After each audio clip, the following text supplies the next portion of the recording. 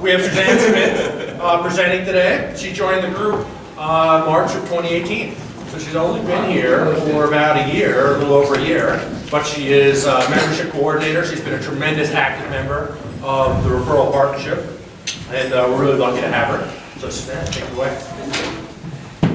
So, when I joined with my interior design company called Oh So Beautiful Home, and I think if you've been here for a while, I think in January I started talking about my other company that I was launching called Accountable Partners. And so I think that maybe even created some interest or possibly confusion as why I'm doing two different things and what are these two different things. I think interior design is pretty straightforward. I've talked a little bit about my decluttering perspectives and approaches. So I thought today I'd just tell you what I'm doing with Accountable Partners and where that came from, that initiative came from, and where I want to see it go. I have spoken in the past about my overseas work. I've spent over 20 years abroad, mostly in developing countries. Since the Peace Corps, that really got me on my track. And so I was in Niger, West Africa for 2 years. I was in Bangladesh for 3 years. I was in Mozambique for about 9 years. And I was in Afghanistan for a couple of years. So that was pretty much my adult career overseas. In Afghanistan, I met a British man. We fell in love. We ended up getting married and then coming back here. So he could get his citizenship, and he just got it. So we're very thrilled because now, thank you. Get out of the country. We can leave again. He's a citizen, so this could be really home base. Accountable Partners really came out of my 9 years in Mozambique. I started with Save the Children, managing their microcredit program there, and that was small loans to poor women. And that was in 2000, and that's when HIV/AIDS in Africa really got a lot of attention. It started getting bigger and bigger and more of an issue. And I saw that in our clients, struggling with that, with family members getting sick and dying. And it was affecting every aspect of Mozambican society, particularly a lot of orphans were created. So after I was there for 3 years with Save the Children, and I'm like, there's a big issue here I'd like to deal with. I'd like to see how can I help. So when I left Save the Children, I didn't leave Mozambique, and I decided to stay on and see how I could help with HIV/AIDS mitigation and education. And President Bush had PEPFAR, the Presidential Emergency Plan for AIDS Relief. It was $15 billion worldwide, globally, for HIV/AIDS. Now, it wasn't all new money. I won't say we just didn't all create that money. We did take money from other places, but a huge push to get money to developing countries to fight this huge pandemic. So I was there in Mozambique in 2000, I think it was December 2004. All the people at USAID, nobody went on Christmas vacation. A lot of money came to Mozambique, and it had to get pushed out to the ground. So I watched this happen. And I was hired by an international NGO, I was hired with a colleague to help push it to the ground. Go out, we stayed in the province, and look at these little tiny grassroots organizations, just lovely people, volunteering to fight HIV in their community. So in particular, we were in a province called Inhambane. There was an there was a hospital that was doing HIV/AIDS treatment, and there was a big mango tree, and that was what we sat under with this little group of volunteers to talk about what they were doing and how we could support them. So this group had been started by a woman who was a nurse, and then she got HIV and she had to quit. But her heart was a giving heart, and so she couldn't quit. So what did she do? She went door to door in her community, finding people who she thought, you probably have HIV. You have you're very thin. You have the symptoms. Why don't you come with me to the hospital? So she would literally take someone by the hand, because it's scary to go to the hospital. HIV/AIDS is scary. People want to do traditional treatment rather than Western medicine. So she would take these people by the hand to the hospital. They'd get on their antiretrovirals, ARVs, and they'd get better. And guess what? They would join her little grassroots organization. And she had 2 people and 4 people. So by the time we met her, she had over 20 people all HIV positive, all healthy, going door to door. So it's those initiatives we want to support, getting people seen and treated, and then getting them to adhere to their HIV medicine. Because it's a big thing to tell someone you have to take these pills the rest of your life. That's not easy for anyone to really accept. So there are a lot of issues these community organizations are dealing with and supporting. So we had money for this, organization. We're like, we can't sit, it's raining, we're under a mango tree, we're getting wet. I guess, what about an office? You guys are doing work, don't you need an office? So we had money for them to build an office. We had office supplies and transport, because they're walking miles, but getting a little push taxi. So there's money for them, right? But they didn't know how to account for the money. Because she was a nurse. And some of the people who were in her organization, maybe they had 5th, 6th, 7th, 8th grade educations. So there was this conflict. How do they account for the money? How can we give them the money? And we have to give, the NGO I was working for had to show that these people used it correctly.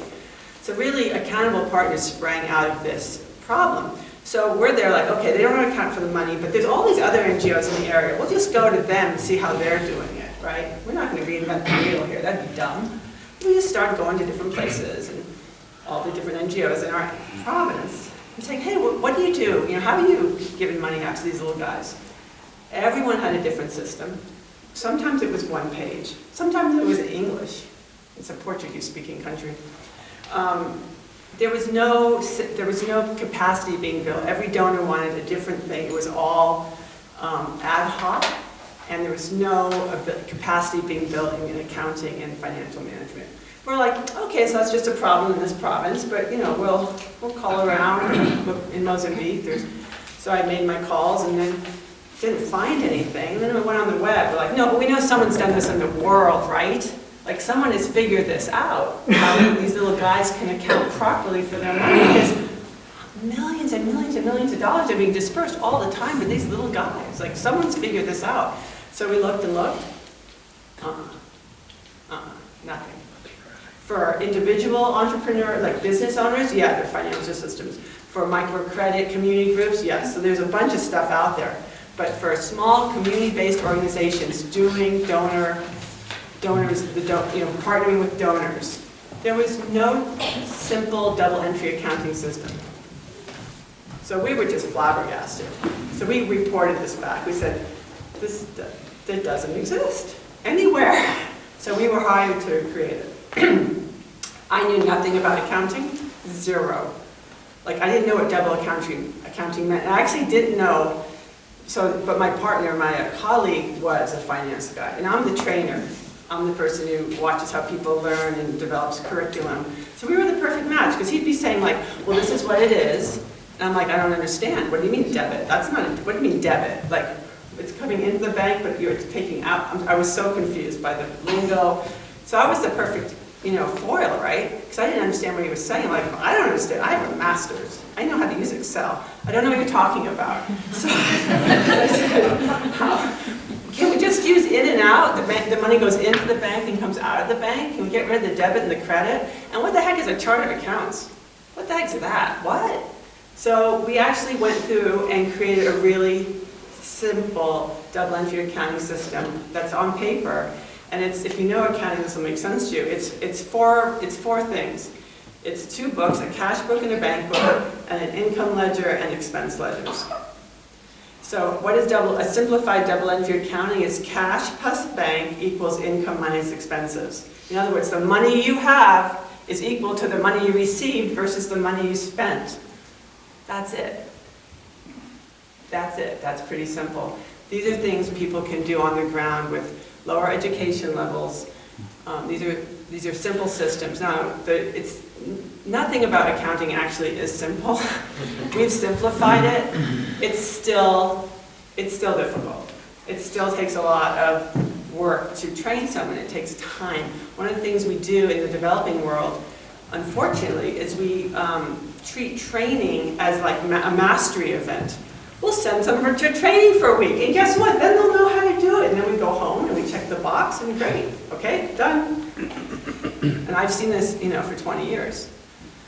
So the reason I developed Accountable Partners is that the program we designed back in Mozambique, which is fantastic, it never really got off the ground because the international NGO I worked for folded, got a little complicated with USAID, and no one really picked it up again. So I came back and I'm like, I need to pick this up again. This needs to be in the world, right? There's millions and millions and millions and millions of dollars that could be accounted for accurately and transparently that aren't.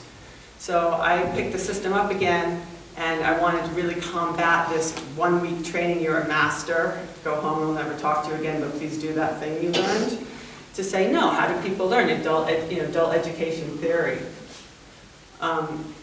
We know that it takes time to learn something, that trainings are actually an introduction to a subject. They're the introduction to it. It's the mastery of it is in the application of it, and that takes time. So in Accountable Partners, I've created a 1-year academy. It's a 1-year training program. And right now, the way I've designed it is it'll be 3 in-person trainings where I fly with another training partner to a country, and we do 3 trainings in person over a year. And in between that, we have bi-weekly meetings where we help the people negotiate what they're applying from the training in real life. So there's a mentoring program that goes along with that. And the desire and the hope is, and this is based on science, that people, when you give them a mentor and you give them that support over the long term, when they're on the job applying what they learned in the training, that at the end of that year they really will know how to do this. So my program, Accountable Partners, would be creating mentors for international NGOs. Like, I'll just give Save the Children, World Relief, some that you've heard about. I'll be creating mentors who then go to the field. So I'll just take Mozambique. Save the Children in Mozambique possibly could, I could train their staff, their field staff, who go into the provinces and train the little NGOs, the little micro partners who are receiving the money. They can train them on my system because I've trained them on my system, and I'm with them for a year, virtually and in person. So that's the sort of gist of my company, Accountable Partners, and my vision. My vision, Steve really helped me with this, and so thank you. My vision was to have my, successful company, right, and be training all around the world. And then when I sat with Steve after Michelle's, first I went to Michelle's really, really, really powerful, I thought, mission statement. Thank you, mission statement training. And then Suzanne, 2 minutes left. With plus questions? So after Michelle's, so it really got me thinking. I was writing and writing and thinking. I'm sorry, 2 minutes including questions. Okay, so thank you, Michelle. Steve, thank you, because my mission now is broad, and not only do I want to be a company training people in this, I want to advocate for and establish a single double entry accounting system for community-based organizations around the world that all donors agree to, so that all the community organizations get one system taught to them, and with every different donor, they don't have to just adjust to that other donor's requirements. So it's really a 2-process mission statement. So I kind of went over my time because I did want to take questions. So I'll stop here and ask, are there any questions? Yes? The importance of accounting would be, What is the importance of what is accounting? Anybody want to answer that question? Yeah. Fire us off. No, if you're not accountable, your funds get cut off. So in other words, all the good work that you're doing stops because you can't tell your donor group how you spent those monies, and in particular, did you spend the monies in the way that you were authorized to spend the monies, unlike Congress. Yeah, it's really hard to get people to donate to someone who can't show how they're using their funds appropriately. but people have been doing that for a long time. Yeah, they're accepting ad hoc, I'd say less than ideal. And it's a burden for the community organization to have to adjust to all these different systems with every donor. And I think as Alicia knows, accounting is accounting. There's an accounting standard. If you meet it, everyone accepts that. So we need to take that general those guidelines and make them simple. So there's one accounting standard for small organizations who can't meet the higher standards, a simple standard that everybody meets, and that will create transparency and trust and keep the money flowing to the ground. All right, unfortunately, we are out of time. Oh, but it one was a more great- question. One more question? Just have one All more. right, Sage. Yeah, like, what's a good referral for you? Bill Gates? Yeah, I'm talking to all the, I'll get on the phone and call Africa and the Danish and donors all around the world, and it's 6 a.m. our time. It's, So philanthropists, I want to get the word out to as many people as possible, because I think that's how, you never know where those connections come from, right? It's always, it's kind of mysterious. All right, well, thank you so much, Suzanne.